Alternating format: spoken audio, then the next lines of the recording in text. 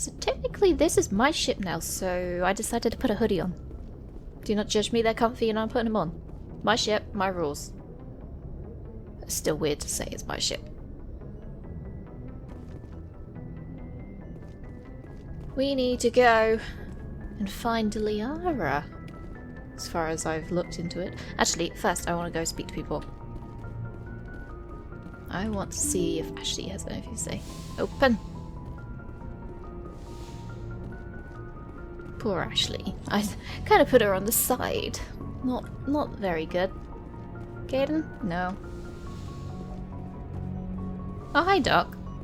You got anything to say? Yes, Commander? Is there something you need? About Caden. How well do you know the lieutenant? I'd never worked with him before this mission. But he has an impressive service record. Over a dozen special commendations. Wow. Tends to keep to himself, though. Maybe because of the headaches. It's not easy being an L2. An L2? What does that have to do with it? Well, most biotics now use the L3 implants. Lieutenant Alenko was wired with the old L2 configuration. Sometimes there are complications. That's not good. What complications? What kind of complications? Severe mental disabilities, insanity, crippling physical pain.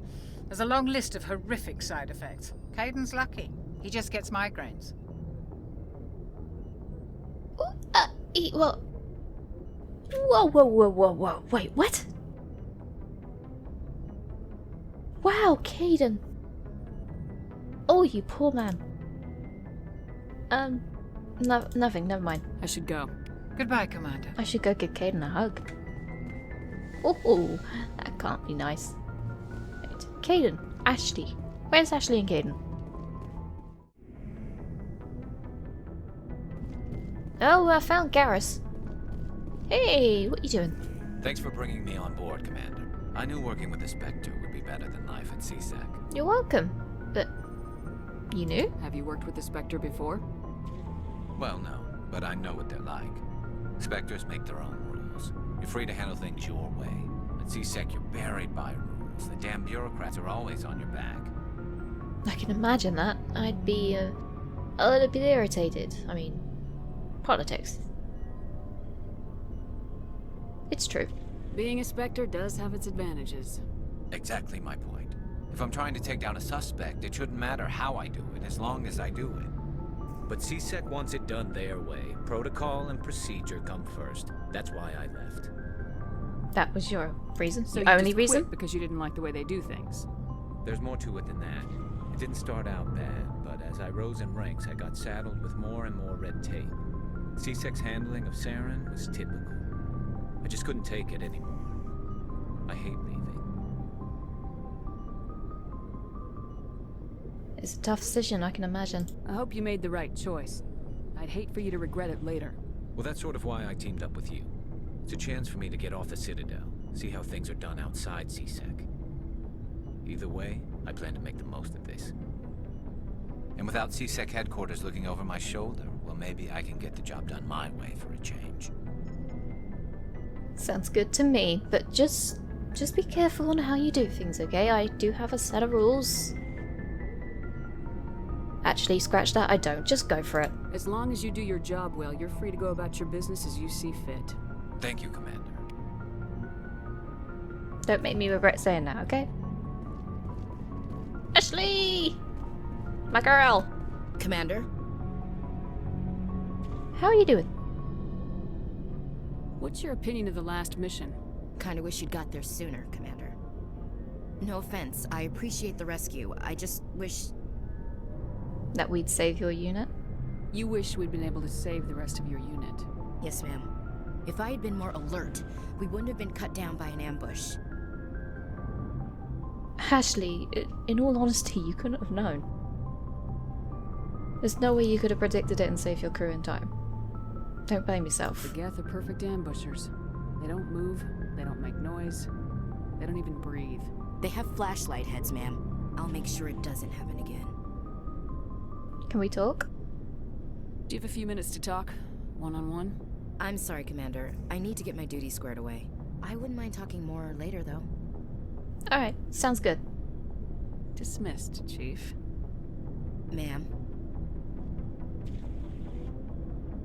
I would hug you. You know that, right? Look, I kinda gotta not, because I'm a commander and I've got things to do. And hey, Rex! Nice ship you've got, Shepard. What can I do for you? I've got a personal inquiry for you, if you don't mind. What's your story, Rex? There's no story. Really? Go ask the Quarian if you want stories. Oh, come on, Rex. You Krogans live for centuries. Don't tell me you haven't had a few interesting adventures. Well, there was this one time the Turians almost wiped out our entire race. That was fun. That was not what I was intending. That's unfortunate. I heard about that. You know, they almost did the same to us. It's not the same. It isn't? It seems pretty much the same to me. So your people were infected with a genetic mutation? An infection that makes only a few in 1,000 children survive birth? Oh. And I suppose it's destroying your entire species? Yeah, I've stepped on a sore point. I'm sorry, I see your point. I suppose it isn't all the same. I don't expect you to understand, but don't compare humanity's fate with the Krogan. Bit of a touchy subject, huh? I was just making conversation. I wasn't trying to upset you. Your ignorance doesn't upset me, Shepard. As for the Krogan, I gave up on them long ago. The genophage infected us, but it's not what's killing us. It's not? Mind if I ask, what is killing you? Are your people really dying? We're sure not getting any stronger. We're too spread out. None of us are interested in staying in our own system. And that's because... Lots of species have left their homes and prospered. But they go to colonize new worlds. We're not settlers. We're warriors.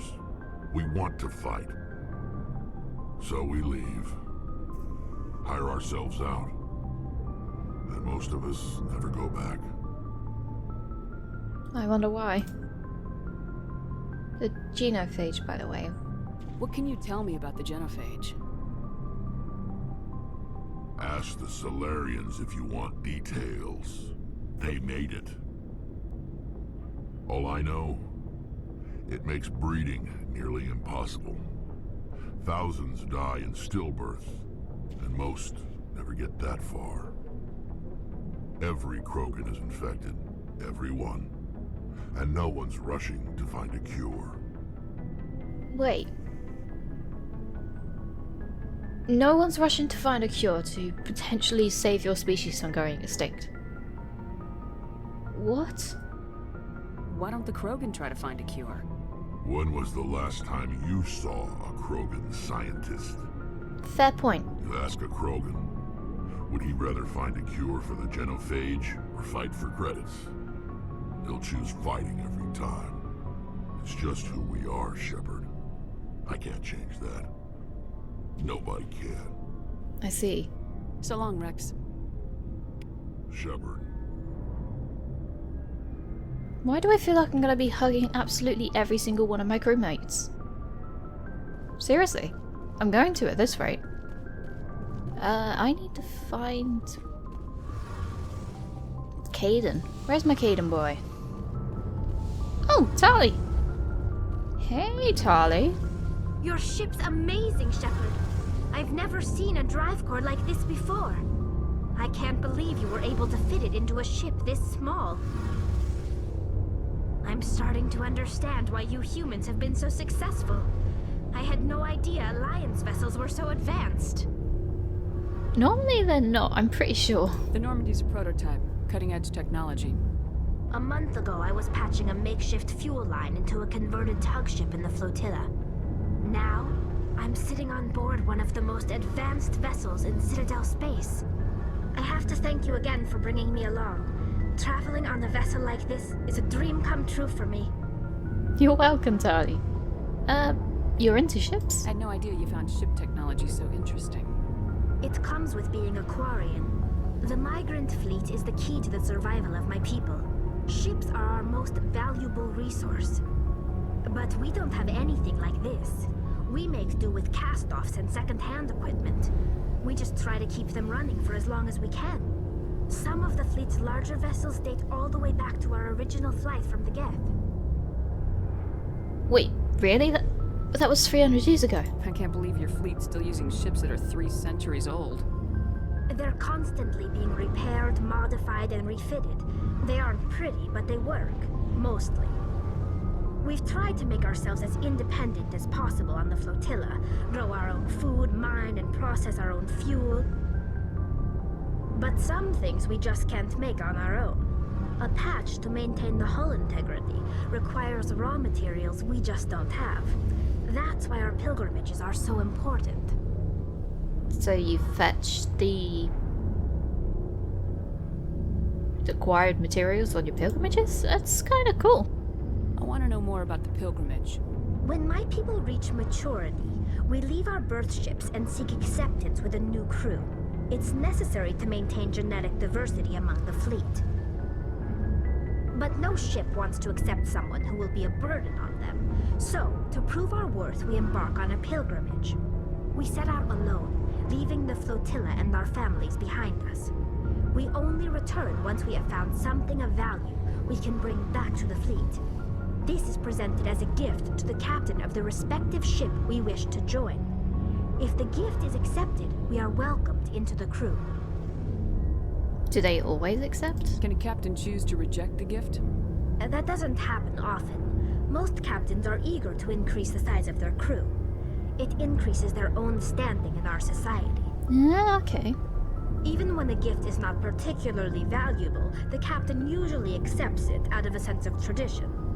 However, there is a stigma to presenting a substandard gift.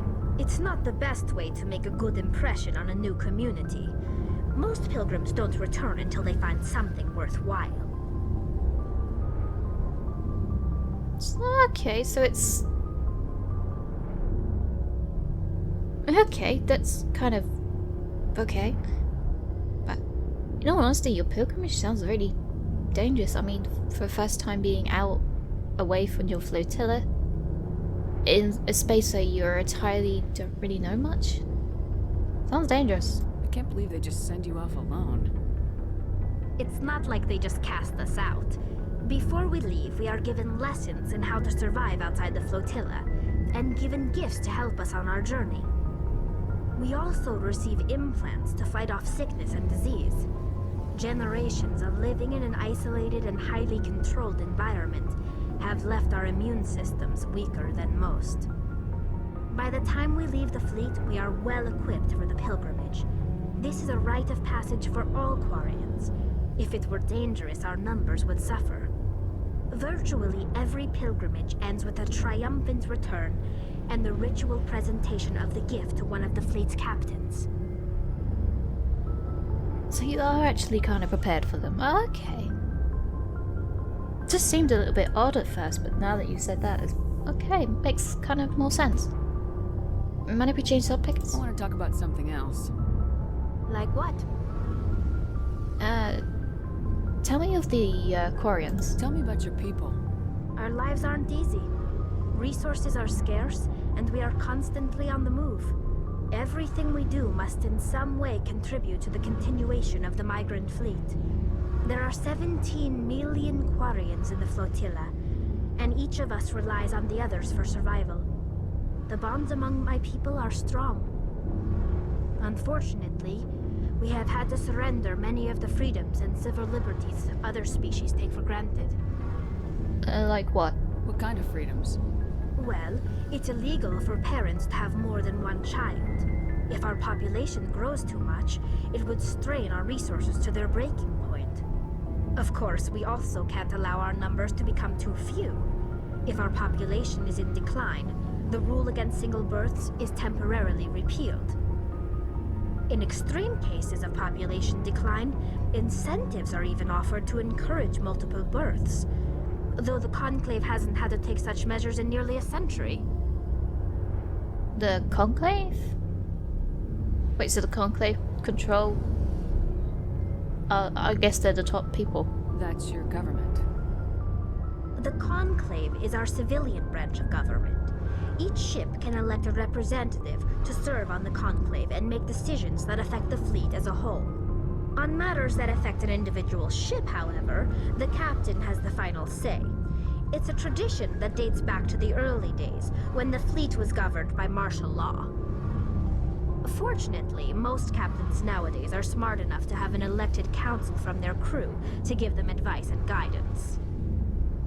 So you're kind of more democratic. So the ultimate power rests with elected officials? In practice, the Conclave and the respective council for each ship tend to set the rules that govern our daily lives. But in theory, we are still under military jurisdiction. The 5 top-ranking military officials in the fleet serve on the Admiralty Board. These 5 have the power to overrule any decision by the Conclave in case of emergency. To do so requires unanimous agreement among the Admiralty, and they can only do this once. After that, the entire board must resign their posts. It's a safeguard that served us well. In nearly 3 centuries, the Admiralty Board has only overruled the Conclave 4 times. What? So each time the people in the Admiralty Board overrule something, they have to resign? Wow, okay. Tali, keep talking. It's actually kind of interesting. What can you tell me of the Geth? I want to know more about the Geth. I doubt I can tell you anything you don't already know. It's been almost 3 centuries since they drove my people into exile. All I know is the story of their origins. What they were when we created them, and how they turned on us. Would you mind telling me? Interesting. The Geth were originally created to serve as an automated manual labor force. Initially, their intelligence was as limited as any VI.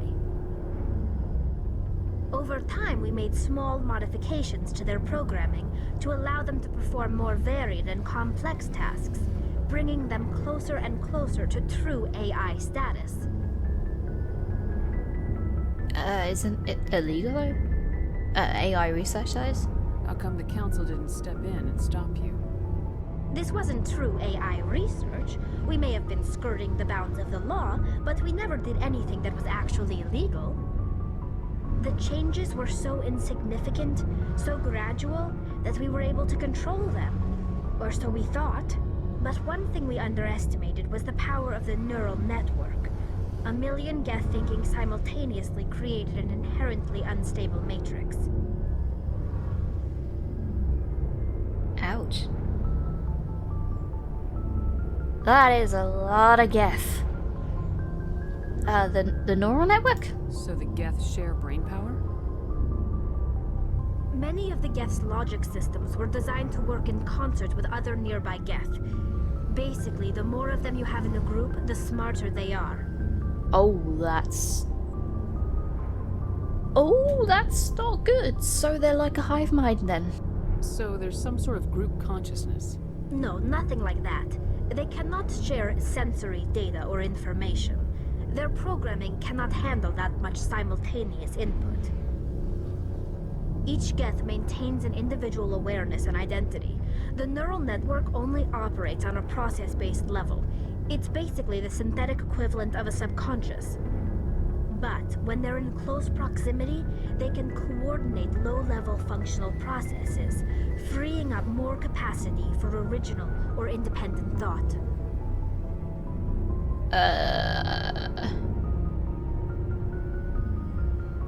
No offense, Tali, I'm kind of only human now. Wanna simple it down a bit? That doesn't make any sense. I'm probably oversimplifying.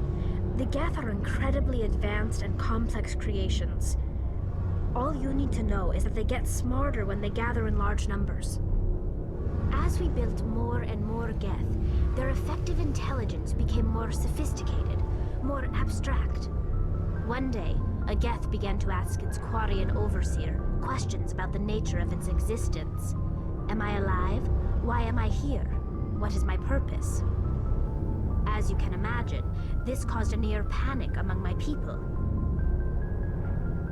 Because it started gaining sentience? But why? I don't see what's so bad about those questions. The Geth were created to engage in mundane, repetitive, or dangerous manual labor. That's fine for machines, but it won't satisfy a sentient being for long. The Geth were showing signs of rudimentary self-awareness and independent thought. If the Geth were intelligent, then we were essentially using them as slaves. It was inevitable the newly sentient Geth would rebel against their situation. We knew they would rise up against us, so we acted first. A general order went out across all Quarian-controlled systems to permanently deactivate all Geth. The Geth responded to this order violently. I mean, they gain sentience. It's kind of expected that they will react a bit violently to being basically killed. They defended themselves, in fact. That's... Note to self, don't ever trust an AI. Hey, you can't blame them for fighting for their survival. We had no other choice. The Geth were already on the verge of revolution. By acting quickly, we had a chance to end the war before it began. The hope was that most of the Geth would still be little more than machines, incapable of organized resistance. But they had progressed much further than anyone anticipated. The war was long and bloody. Millions upon millions of Quarians died at their hands. In the end, we were forced to flee our own homeworld.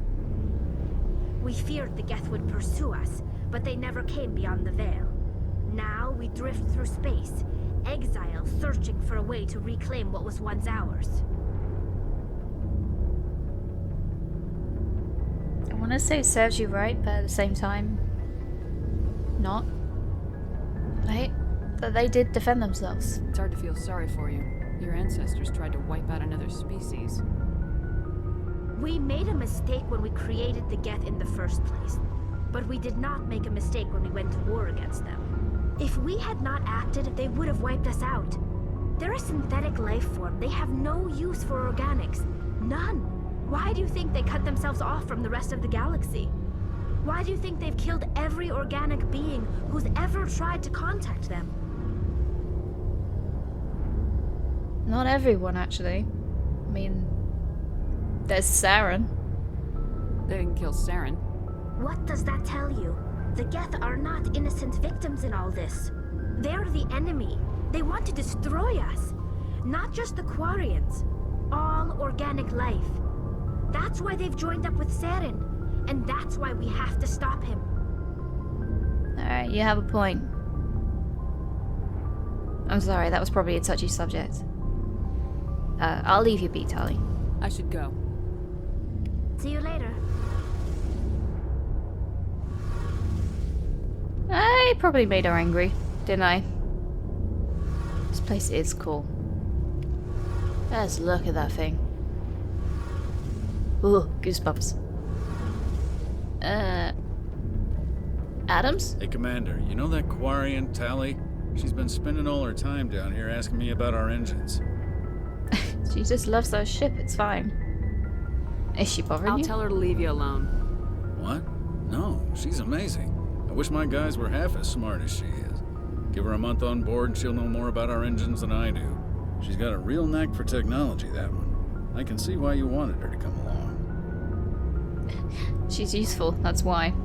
I figured she'd be a real asset to the team. You got an eye for talent, Commander, but I'm guessing that's not why you came down here. Not really, but I also don't have much time, so I'll come back and talk to you another time, okay? Carry on, Adams. Aye, aye, Commander. Has anyone seen Caden? I kind of want to speak to Caden. Garrus? Where's Caden? Is he upstairs or something? Okay, I'll just go have a look. There you are. You were right in front of my bloody face.